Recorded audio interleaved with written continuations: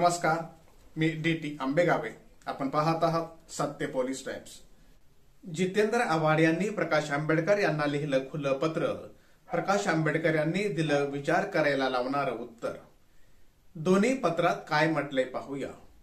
सध्या महाविकास आघाडीत प्रकाश आंबेडकरांच्या समावेशाबाबत संभ्रम कायम आहे. प्रकाश आंबेडकर यांनी जागा वाटपावरून महाविकास आघाडीतील घटक पक्षांना चांगलाच अडकवून ठेवलंय.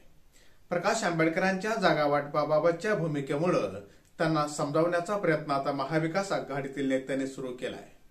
त्यात शरद पवार गटाचे नेते जितेंद्र आव्हाड यांनी प्रकाश आंबेडकर यांना एक्स अकाउंटवर खुलं पत्र लिहिलं आहे. तर त्या पत्राला प्रकाश आंबेडकर यांनी एक्स अकाउंटवरच विचार करायला लावणारं पत्रातून उत्तर दिले.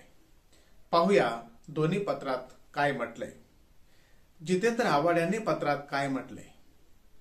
मी शिव फुले शाहू आंबेडकर या महामानवांच्या विचारांचा प्रचार प्रसार व्हावा आणि जनमानसात पुरोगामी विचारधारेबाबत महाराष्ट्रात प्रेम, आपुलकी, माया निर्माण व्हावी यासाठी मी कायम प्रयत्नशील असतो. मी जरी राष्ट्रवादी काँग्रेस पक्ष शरदचंद्र पवार या पक्षाचा कार्यकर्ता असलो तरी माझ्या काही वैयक्तिक भूमिका आहेत. महाराष्ट्राची पुरोगामी विचारधारा जोपासणारे अनेक नेते आहेत.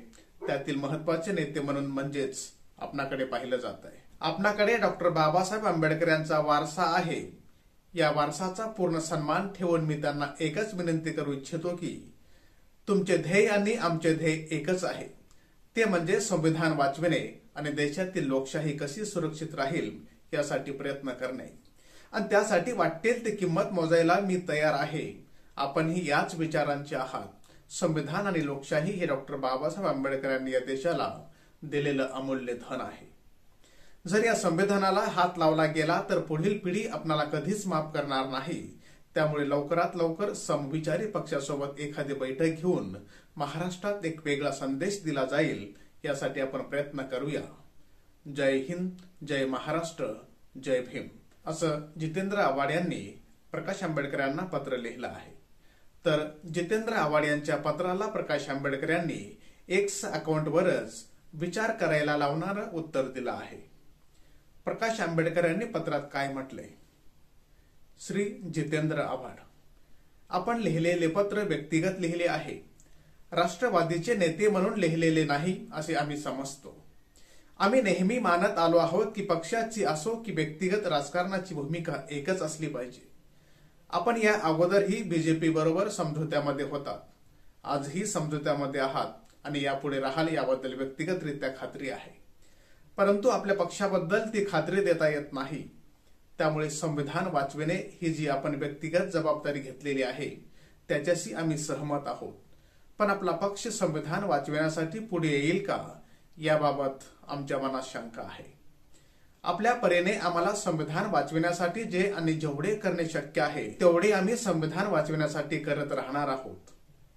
त्यामुळे पत्राद्वारे आपण व्यक्तिगत संदेश पाठवला असला तरी त्यातून एक सूर दिसून आला आहे की आम्ही संविधान वाचवायला निघालेलो नाही.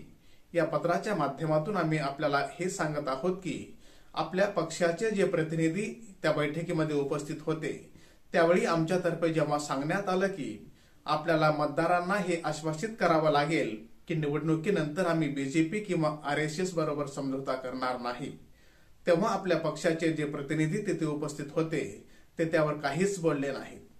ते शांत बसले आणि एका अर्थाने मौनातून त्यांनी विरोध दर्शवला. आपणच फक्त म्हणालात की लेखी लिहून द्यायला काय हरकत आहे. ज्या शिवसेनेला आपण सोबत घेतले आहे त्या शिवसेनेचे प्रतिनिधी संजय राऊत यांनी उघड असे लिहून देण्यास नकार दिलेला आहे.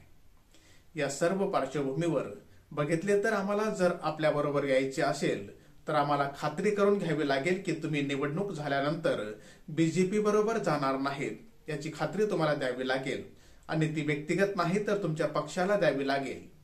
आपण लिहिलेले हे पत्र सोशल मीडियावर टाकले आहे का? हो, आम्हाला माहित नाही. तुम्ही जर हे सोशल मीडियावर दिले नसेल तर आम्हीही आपल्याला आश्वासित करतो की आमचे हे पत्र सोशल मीडियावर जाणार नाही.